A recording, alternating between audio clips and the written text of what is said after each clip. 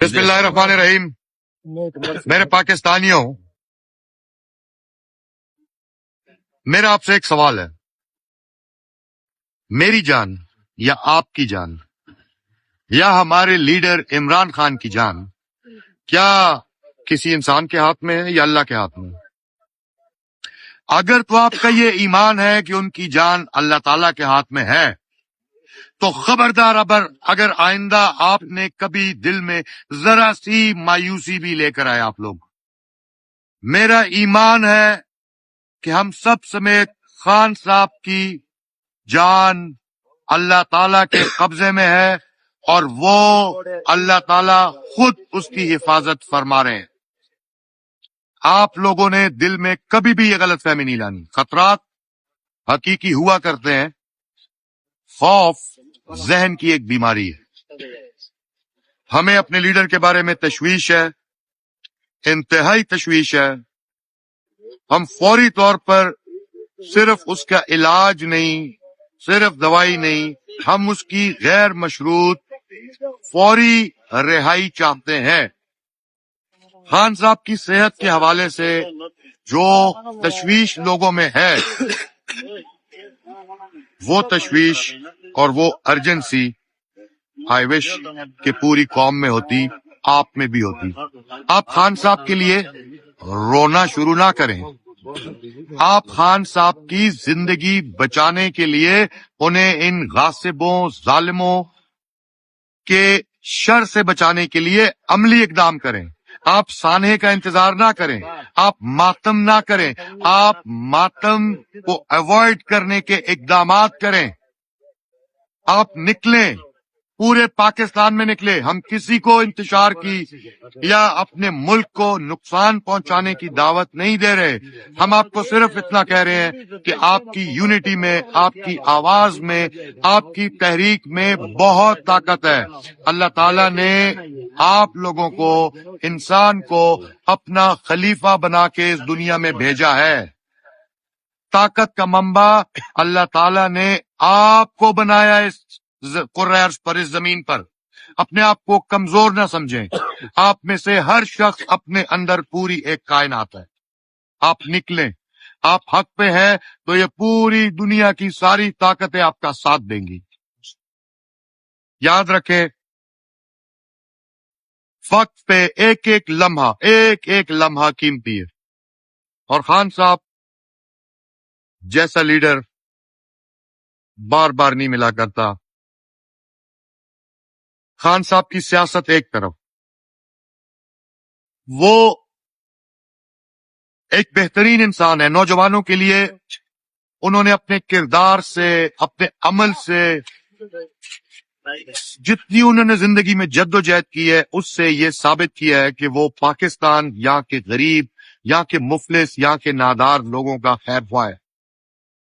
سوچیں، وہ 25 کروڑ لوگ، ان کا 100واں حصہ بنتا ہے 25 لاکھ.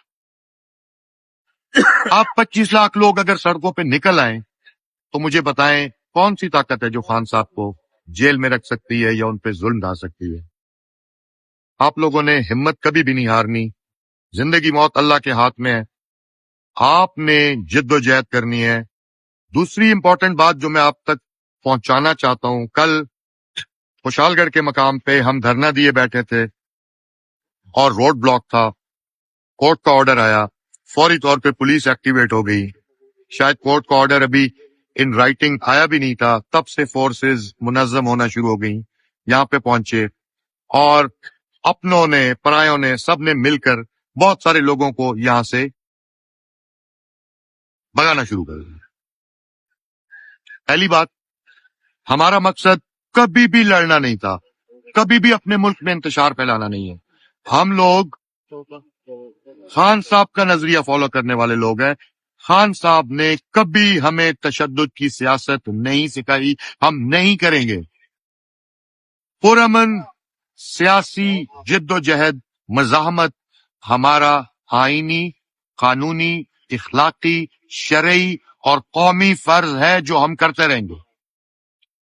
یہاں پہ آخر میں 30 لوگ رہ گئے اور پل کی دونوں طرف سے 150 ایک طرف 150 دوسری طرف, منظم فورس جن کے پاس ہر طرح کا سامان موجود تھا لڑنے کا, ان لوگوں کو مارنے کا. میرے پاس دو آپشن تھی.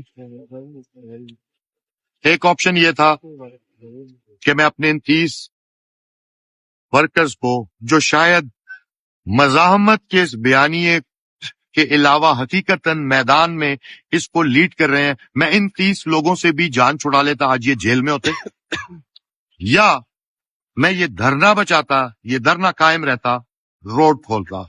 میں نے خود نہیں کھولا, پولیس کو میں نے کہا آپ بالکل کھولیں, عدالت کا آرڈر ہے, ہم عدالت کے رستے میں کبھی بھی نہیں آئیں گے. لیکن میرا ایک سوال ضرور ہے کہ کیا عدالتوں کے فیصلے صرف ہم جیسے پرامن قانون پسند لوگوں کے لیے, جن کو اس ملک میں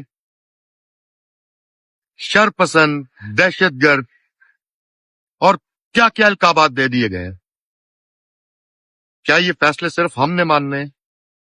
کیا باقی پورے صوبے میں یا پورے پاکستان میں یا پی ٹی آئی کے حوالے سے یا خان صاحب کے حوالے سے عدالتوں کے فیصلوں کو آپ اسی طرح ردی کے ٹوکری میں پھینکتے رہیں گے؟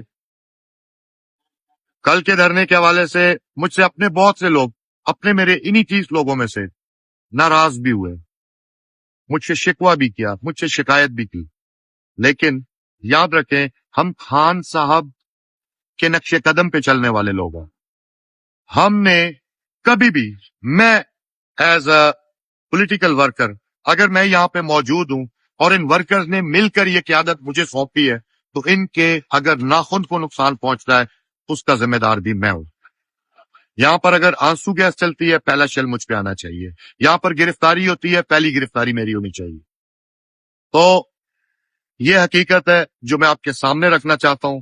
ہم دھرنے میں موجود ہیں, ہم یہاں پہ بیٹھے ہیں, ہم نے پورے مہینے کا رمضان کا یہاں پہ اہتمام کر لیا ہے, راشن وغیرہ ہم نے یہاں پہ منگوا لیا ہے.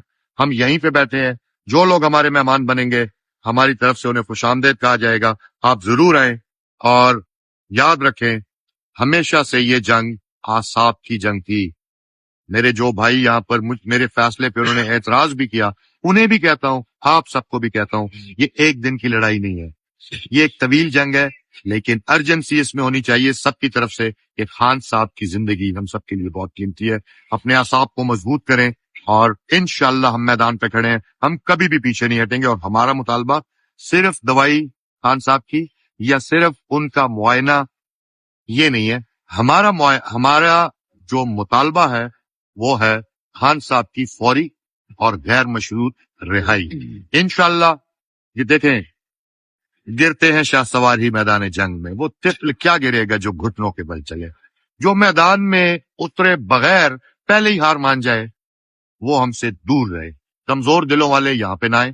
یہاں پر صرف وہ لوگ آئے جن کو اللہ تعالیٰ نے ان کے دلوں میں ایمان ڈالا ہے, حوصلہ ہے لمبی جنگ لڑنے کا, وہ یہاں پر آئے. آپ ہمارے بھائی ہیں, ہمارا کسی سے کوئی گلہ نہیں ہے, لیکن خدا کے لیے کوفی نہ بنے, ماتم کا انتظار مت کریں, ماتم کو اوائڈ کریں. بہت شکریہ.